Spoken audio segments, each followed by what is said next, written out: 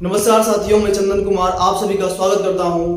साथियों, हम पिछले क्लास में पढ़ चुके हैं पूर्णांक संख्या क्या होती है और उनके प्रकार। साथियों, आज हम चर्चा करेंगे उनके प्रकारों के परिभाषा और उनके बारे में। साथियों, हम पढ़ चुके हैं कि पूर्णांक संख्या के कुल 7 प्रकार होते हैं और इन 7 प्रकार परिमेय संख्या से रिलेटेड होते हैं। ये 7 प्रकार हैं: प्राकृत संख्या, पूर्ण संख्या, सम संख्या, विषम संख्या, अभाज्य संख्या, भाज्य संख्या और सभाज्य संख्या। तो साथियों, सबसे पहले हम चर्चा करने वाले हैं प्राकृत संख्या। प्राकृत संख्या क्या होती है, तो आइए देखते हैं। नंबर 1, प्राकृत संख्या, नेचुरल नंबर।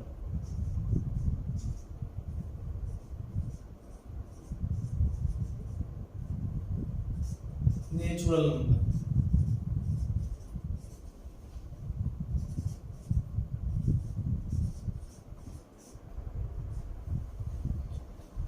गिनती की संख्या को प्राकृत संख्या कहते हैं। गिनती की संख्या को प्राकृत संख्या कहते हैं। साथियों, प्राकृत संख्या लगातार आने वाली संख्या होती है। एग्जाम्पल में 1, 2, 3, 4, 5 इसी तरीके से अनंत तक। गिनती की संख्या को प्राकृत संख्या कहते हैं। गिनती की संख्या को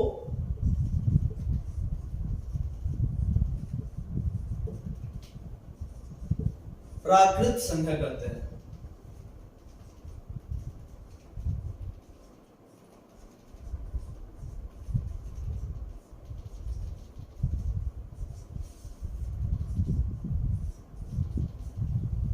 एग्जाम्पल हो जाएगा 1, 2, 3, 4, 5, 6 इसी तरीके से अनंत तक।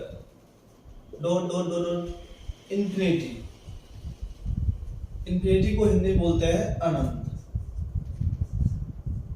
यानी कि यहाँ परिमेय संख्या का कोई लिमिट में काउंटिंग नहीं है, लगातार चलते रहती है।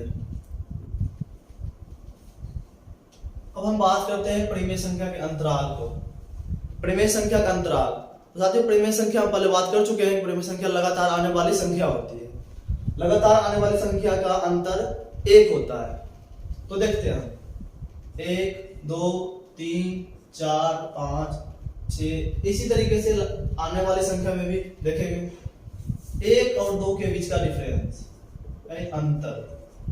1 और 2 के बीच का अंतर कितना हो जाएगा? 1। इसी तरीके से 2 और 3 के बीच का अंतर 1, 3 और 4 के बीच का अंतर 1, 4 और 5 के बीच का अंतर 1, 5 और 6 के बीच का अंतर 1। तो इस तरीके संख्या को कहते हैं क्रमागत आने वाली संख्या या क्रमागत संख्या। क्रमागत संख्या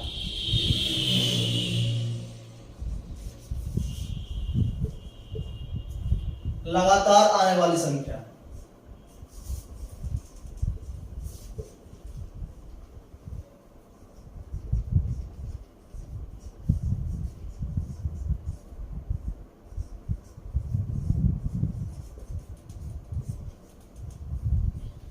अब हम बात करते हैं पूर्ण संख्या की, होल नंबर। पूर्ण संख्या क्या होती है? जब हम प्राकृत संख्या के आगे शून्य लगा देते हैं तो वह संख्या पूर्ण संख्या बन जाती है। दूसरा नंबर में है पूर्ण संख्या।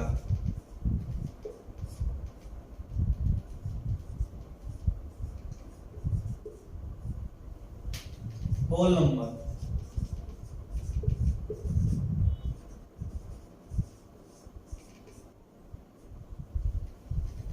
प्राकृत संख्या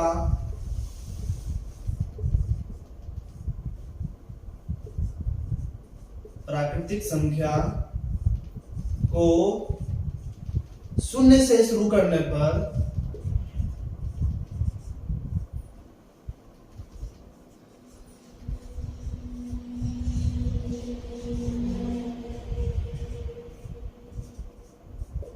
यह पूर्ण संख्या बन जाती है। यह पूर्ण संख्या बन जाती है।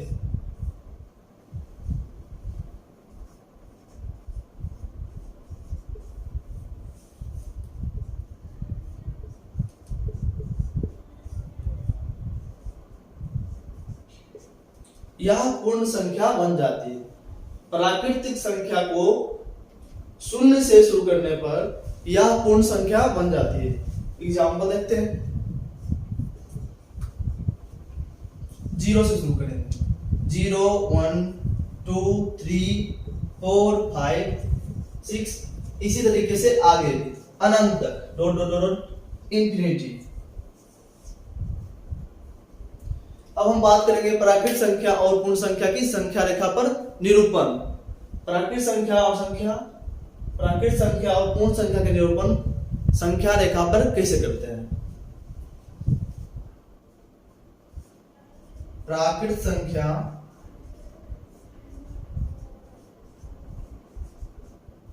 तथा पूर्ण संख्या का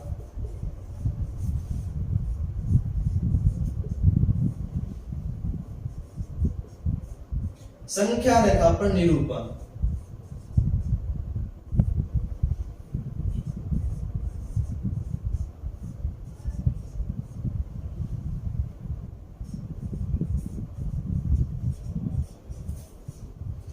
तो सबसे पहले एक हम सीधी रेखा खींचते हैं, उसके बाद उस पे अंकों को बैठाते हैं।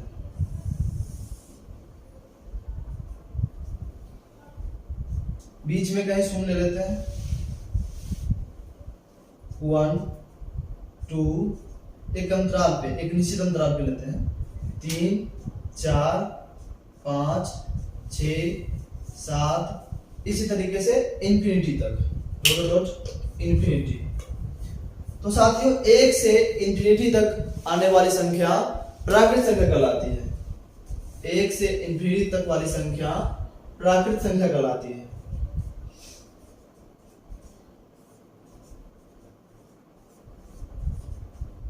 तथा 0 से इंफिनिटी तक जाने वाली संख्या को पूर्ण संख्या कहते हैं।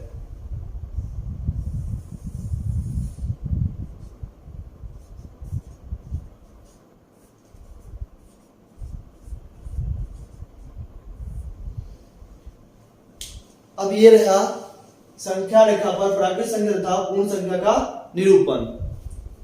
0 से इंफिनिटी तक जाते हैं, 1 से इंफिनिटी तक प्राकृत संख्या और 0 से इंफिनिटी तक पूर्ण संख्या। तो प्राकृत संख्या और पूर्ण संख्या हम समझ चुके हैं। साथियों, एक बात मन में आ रही होगी कि हम इन संख्याओं का यूज कहाँ करेंगे, इन संख्याओं का प्रयोग कहाँ करेंगे। तो ये संख्या के बारे में जानकारी सिर्फ आप ही लोगों के लिए फायदेमंद नहीं है। वो क्लास 6 का बच्चा हो, 7 का हो, 8 का हो, 9 का हो, 10 का हो, 11 का हो या फिर जेंडर कंपटीशन का स्टूडेंट हो, सबके लिए फायदेमंद होती है। क्योंकि हर किसी चैप्टर में, हर किसी क्लास में संख्या के बारे में जानकारी लेना ही होता है। और आपके क्लास यानी कि आपके 10th के क्लास के मैथ में भरपूर तरीके से इनका यूज हुआ है, खास करके प्रमेय संख्या और अप्रमेय संख्या। और ये सारी संख्या प्रमेय संख्या का ही पार्ट है। तो चलिए अब आगे देखते हैं। आगे आ जाएगी सम संख्या, उसके बाद विषम संख्या, अभाज्य संख्या, भाज्य संख्या, फिर सहभाज्य संख्या। अब हम बात करते हैं सम संख्या। सम संख्या किसे कहते हैं? वैसी संख्या जो 2 से पूरा पूरा विभाजित हो जाए, वैसी संख्या जो 2 से पूरा पूरा विभाजित हो जाए, यानी कि पूरा पूरा कट जाए। सम संख्या तीसरे नंबर में है। सम संख्या इवन नंबर।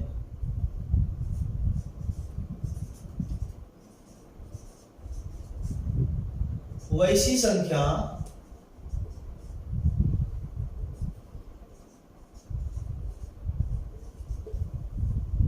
जो 2 से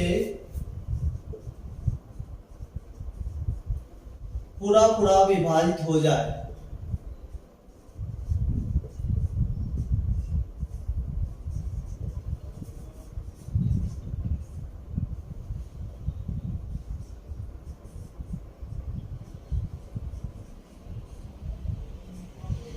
वैसी संख्या जो 2 से पूरा पूरा विभाजित हो जाए, तो वह संख्या है 2 4 6 8 10 12 14 16 इसी तरीके से अनंत तक, यानी कि जो सम संख्या होती है उनके संख्याओं के बीच का अंतराल 2 होता है, 2 के अंतर से आगे बढ़ती है।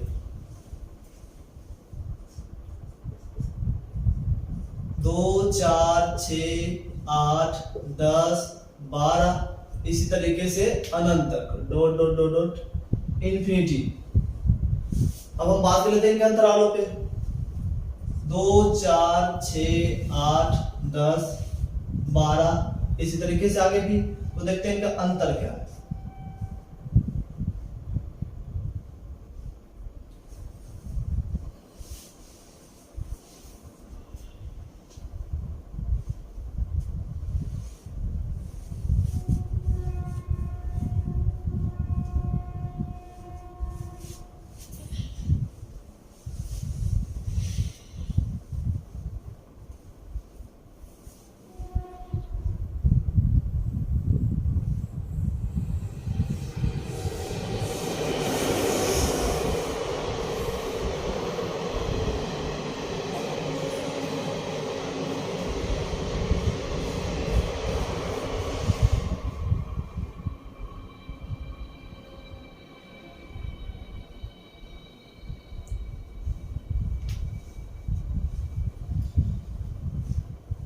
इनके अंतर को देखेंगे हम।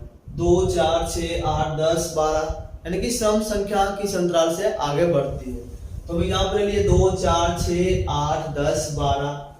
तो देखते हैं अंतर को, डिफरेंस। 2 और 4 के बीच का अंतर 2।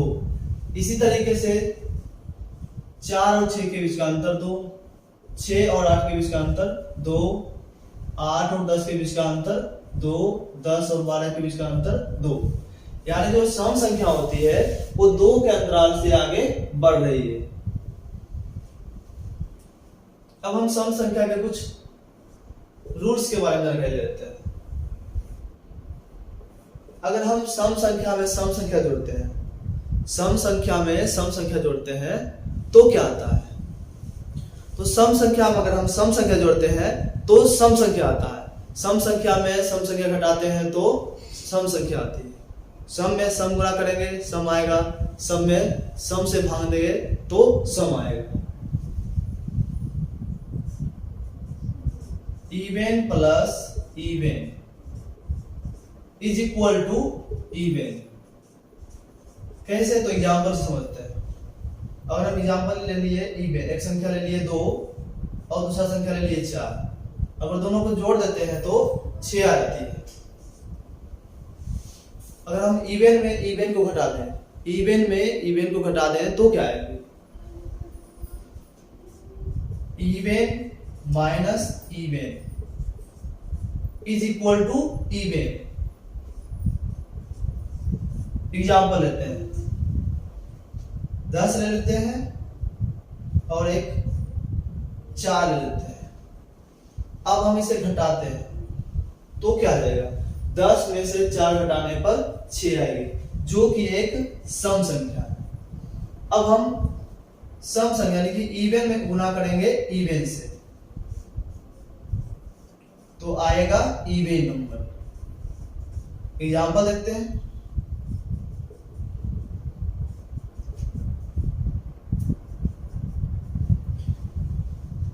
बीस गुना 4, 20 चौक 80, जो कि एक सम संख्या है।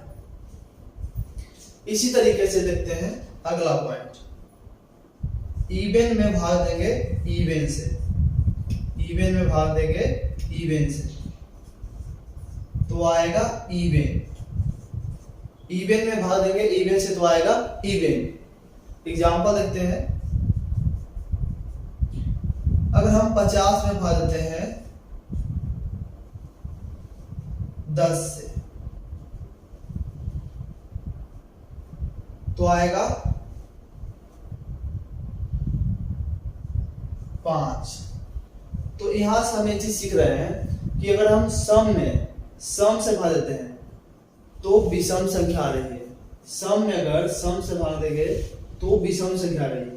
एक और एग्जांपल देखते हैं, अगर हम 4 में 2 से भाग देते हैं तो क्या आएगा, तो आएगा 2।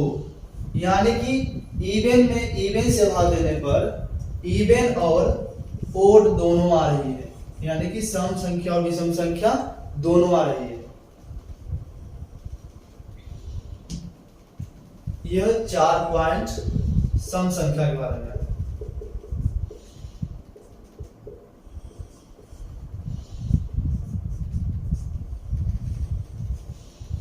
ये 4 पॉइंट सम संख्या के बारे में पढ़ना है। इवन प्लस इवन बराबर इवन, इवन माइनस इवन बराबर इवन, इवन गुना इवन बराबर इवन, एंड इवन भाग इवन। तो इवन नंबर भी आ सकता है और ओड नंबर भी।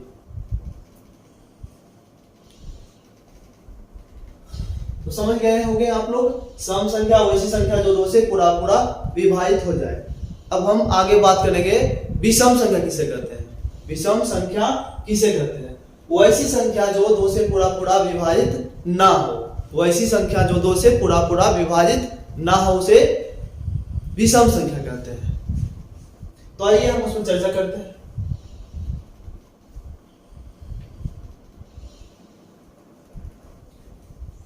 चौथा नंबर विषम संख्या। विषम संख्या, तो आइए देखते हैं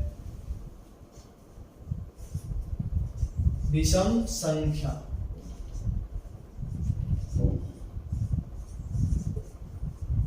ओड नंबर।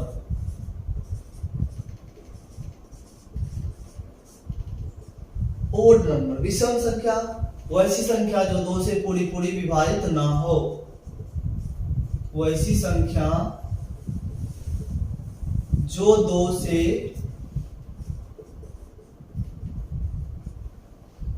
पूरी पूरी विभाजित ना हो।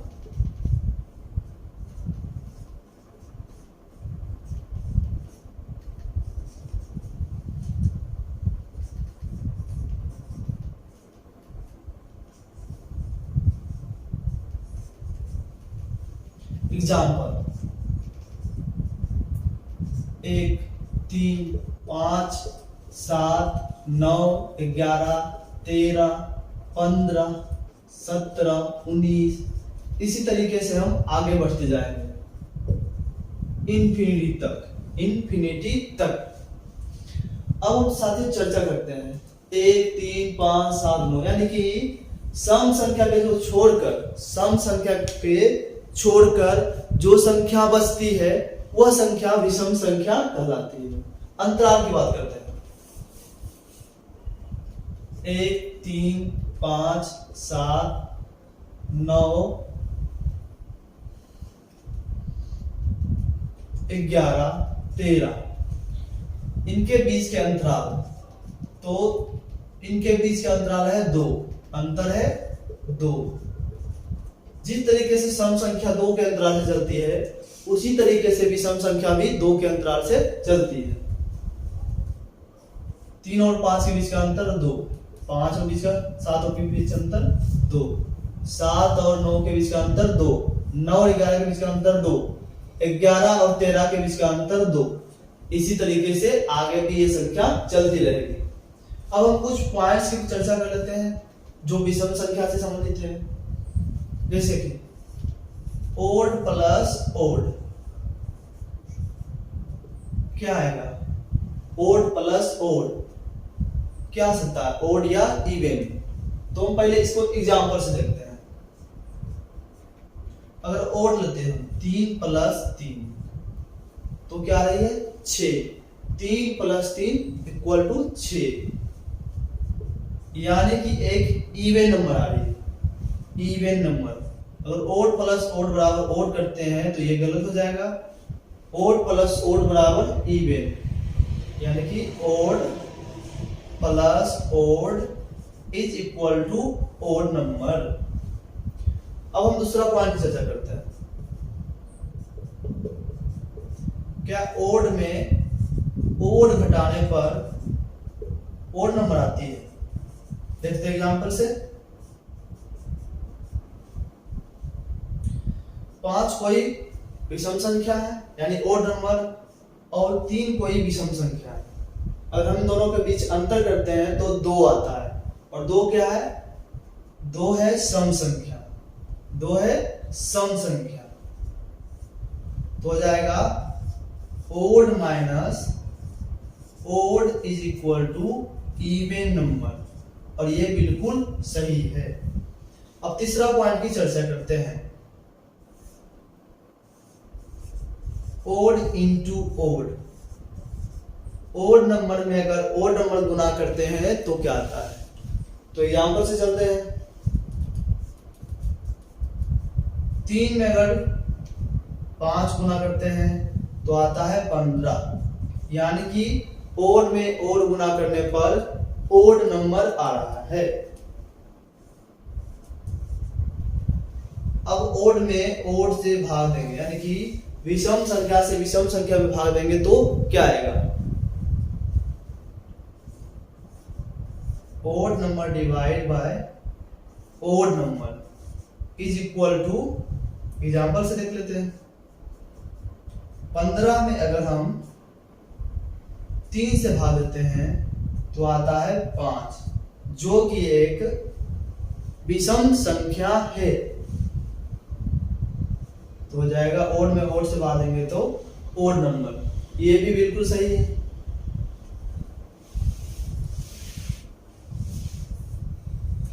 तो इनके कुछ महत्वपूर्ण पार्ट्स को देख चुके हैं। Odd plus odd equal to odd number, odd plus odd equal to odd.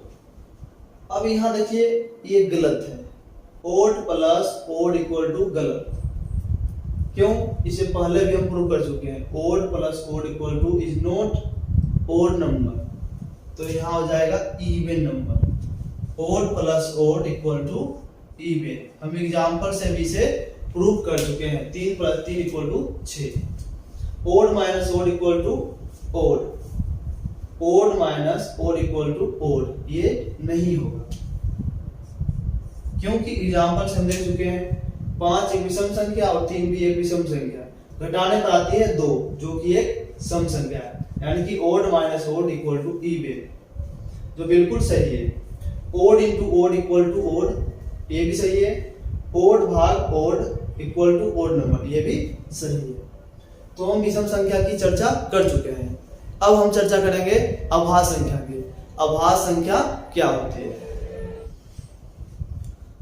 अभाज्य संख्या, अभाज्य संख्या प्राइम नंबर किसे कहते हैं? वो ऐसी संख्या जो एक और अपने आप के अलावे किसी और से विभाजित ना हो, एक और अपने आप से ही विभाजित हो, वह संख्या अभाज्य संख्या कहलाती है।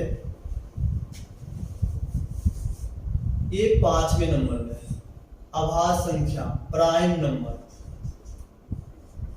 अभाज्य संख्या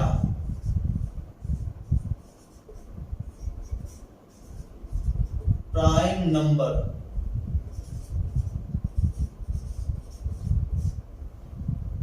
वैसी संख्या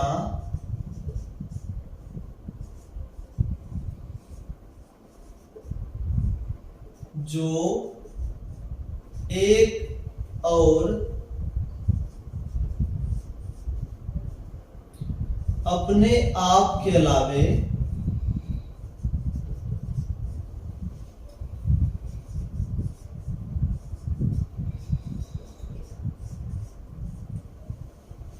अपने आप के अलावे किसी और से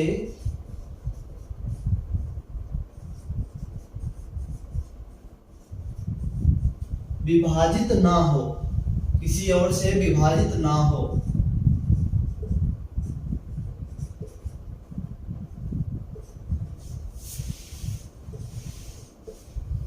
वैसी संख्या जो एक और अपने आप के अलावे किसी और से विभाजित ना हो। अब हम एग्जाम्पल से देखते हैं। एग्जाम्पल क्या हो जाएगा? 2 4 4 नहीं होगा। 4 क्यों नहीं होगा, तो इसकी चर्चा हम आगे करेंगे। 2 3 5 7 11 13 17 19 23 29 31 37 41 43 47, 53, 59, 61, 67, 71, 73, 79, 83, 89 एंड 97। तो 1 से 100 तक के गिनती की संख्या में कुल 25 अभाज्य संख्या होती है। तो देखिए 1 2 3 4 5 6 7 8 9 10 11 12 13 14 15 16 17 18 19 20 21 22 23 24 25। 1 से 100 तक की गिनती की संख्या में कुल 25 अभाज्य संख्या होती है।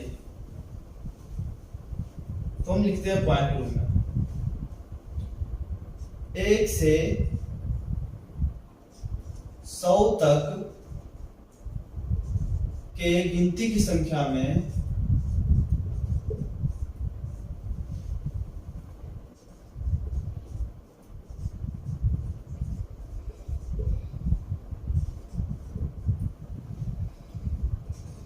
कुल अभाज्य संख्या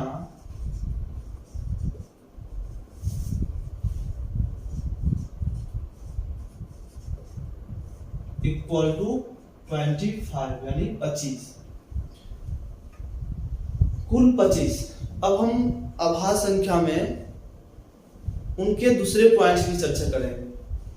दूसरा पॉइंट्स क्या है? तो वह है कि अभाज्य संख्या का केवल 2 फैक्टर होता है। अभाज्य संख्या का केवल 2 फैक्टर यानी कि 2 गुणनखंड होता है।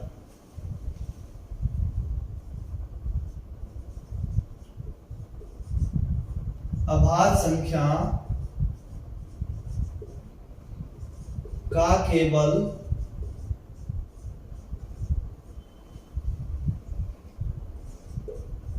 2 गुणनखंड होता है।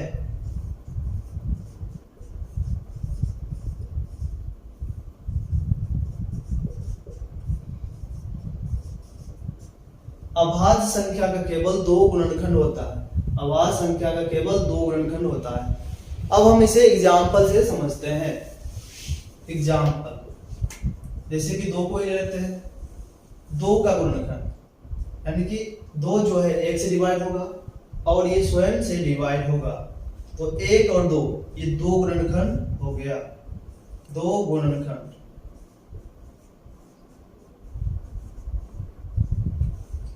फैक्टर इसे बोलते हैं इंग्लिश में फैक्टर। तो हम बात करते हैं 13 की। तो 13 भी 1 और अपने आप के अलावे किसी और से डिवाइड नहीं होगा। इनके भी 2 फैक्टर। अगर हम बात करते हैं 73 की, तो 73 का भी 1 और 73 के अलावे कोई दूसरा फैक्टर नहीं है। 97 की बात कर लेते हैं। तो 97 के भी 1 और इसके स्वयं के अलावे कोई और फैक्टर नहीं है। लेकिन हम 4 की बात करते हैं। क्या 4 अभाज्य संख्या है या फिर नहीं है? तो आइए देखते हैं। 4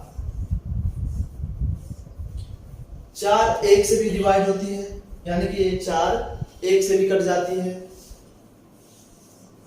2 से भी कट जाती है और स्वयं से भी कट जाती है। 1 से भी डिवाइड, 2 से भी और 4 से भी। तो इसीलिए यह अभाज्य संख्या नहीं है। तो 4 क्या है? 4 भाज्य संख्या है। 4 भाज्य संख्या है।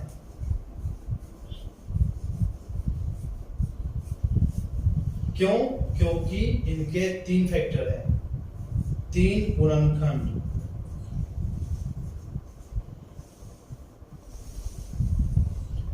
अब हम बात करते हैं कि एक अभाज्य संख्या क्यों नहीं? एक अभाज्य संख्या क्यों नहीं है? एक अभाज्य संख्या क्यों नहीं?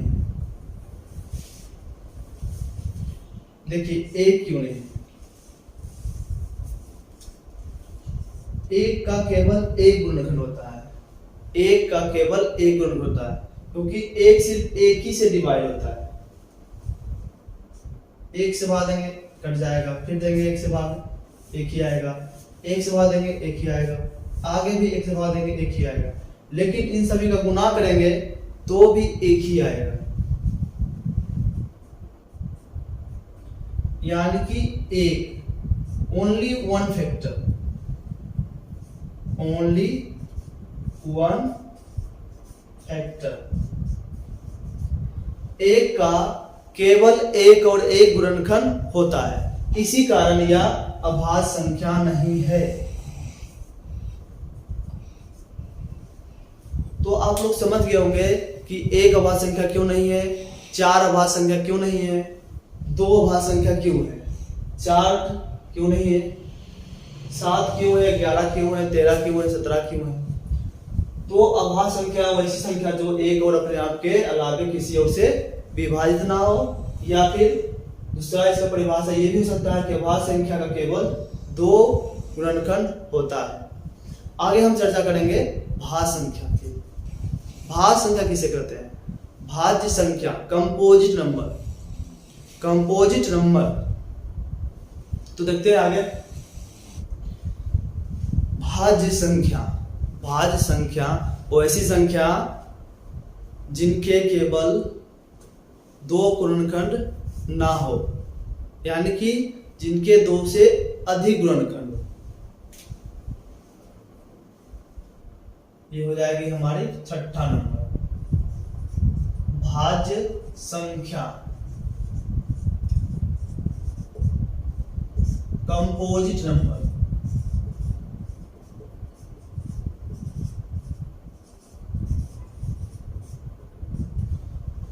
वैसी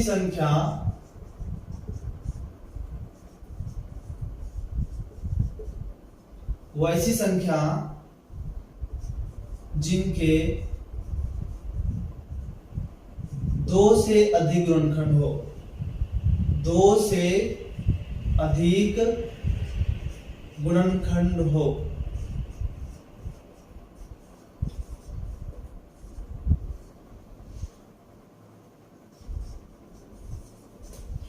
वैसी संख्या जिनके 2 से अधिक गुणनखंड हो। एग्जाम्पल में 4। अब भाज्य संख्या जो है, भाज्य संख्या वो 4 से शुरू होती है। क्यों? क्योंकि एक के केवल एक फैक्टर होते हैं, 2 के 2 फैक्टर होते हैं, 3 के 2 फैक्टर होते हैं, जो कि 2 और 3 अभाज्य संख्या है। एक ना तो अभाज्य है ना तो भाज्य है। 4 5 होगी, 6 8 9 10 12 14 15, इसी तरीके से आगे भी।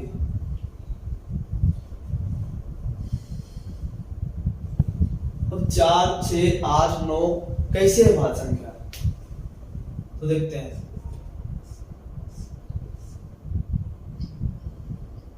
4 1 से भी डिवाइड होता है, 2 से भी और 4 स्वयं से भी, यानी कि इनका 3 गुणनखंड है।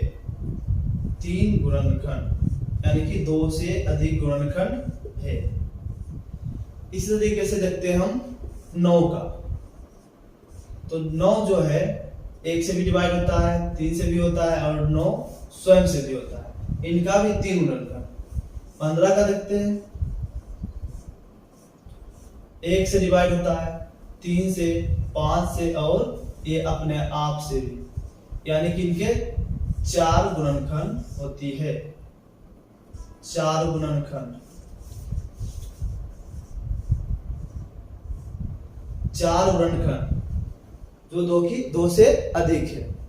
वैसी संख्या जिनके 2 से अधिक गुणनखंड होते हैं, तो 15 के 4 गुणनखंड है, इसलिए यह भाज्य संख्या है।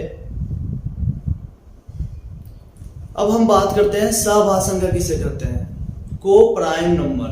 वैसी 2 संख्या जिनके बीच का HCF केवल और केवल 1 हो, ये हमारी 7 नंबर की संख्या होगी, सहअभाज्य संख्या। सहअभाज्य संख्या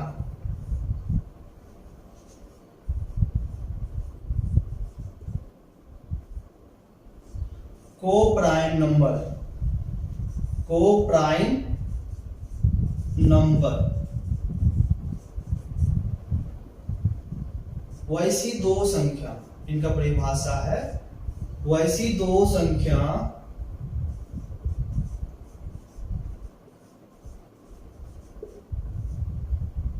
जिनका HCF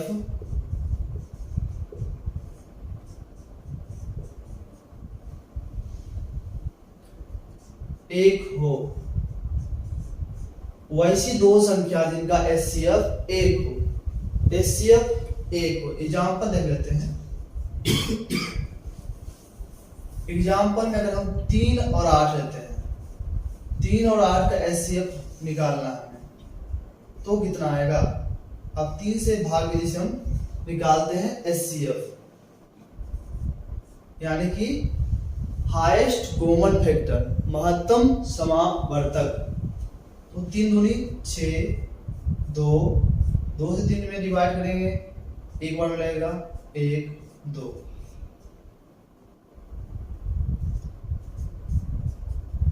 HCF कितना आ गया। HCF जो भाजक होता है वही इसका HCF कहलाता है। तो HCF बराबर 1। एक क्या है, यहाँ एक सअभाज्य संख्या है। अब हम दूसरा एग्जांपल लेते हैं।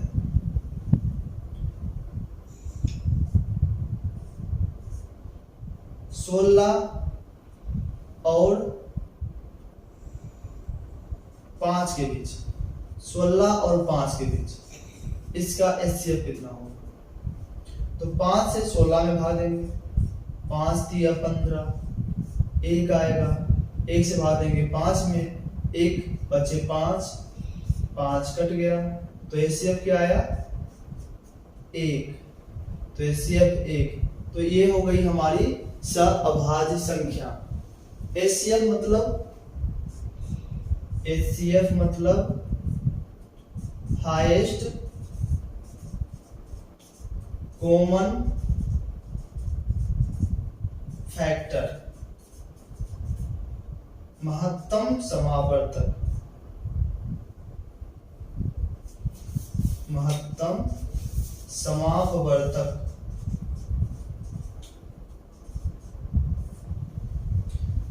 बाकी सअभाज्य संख्या के बारे में डिटेल से अध्ययन हम करेंगे जब चैप्टर को शुरू करेंगे, क्योंकि हमें सअभाज्य संख्या का बहुत जरूरत पड़ेगा जब हम HCF और LCM निकालेंगे।